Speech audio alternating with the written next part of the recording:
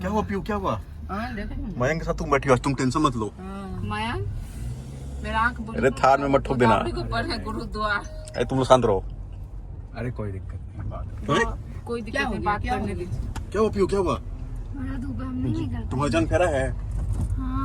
आंखिया कह लिए कुछ नहीं खुए भैया बेटू। तो सब खा लेने चाहिए, पूजा मुझसे कल थोड़ी खा लेते। बात है तो अब एसी चलेगा ना जब तुम लोग गाड़ी में अगर बैठने के लिए आराम से। मयंक रस्सी है, रुको। क्या कर रहे हो? तो बिट्टू तो वही ना बैठ जेत हमको क्या पता इतना धूप है, हम देखे होते तो बिट्टू अभी नई एसी के बैठती है। हाँ तो पीहू चतेला जी चिल्ला पड़ते, हाँ नहीं तो हम तो बिना एसी के बैठते हैं। जना बिट्टू चिंते नहीं चाह खुद शिफ्ट कर रहा। बाप रे, बस है बस। पीछे पैसेंजर्स को भी दिखाइए। दिखा दिए सबको।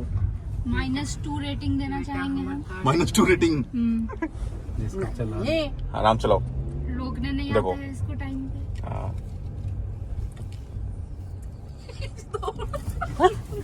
दोहरा दिया तुमको ना। तो कार का गेट भी खोल दिया, हम चढ़ भी जाते उसी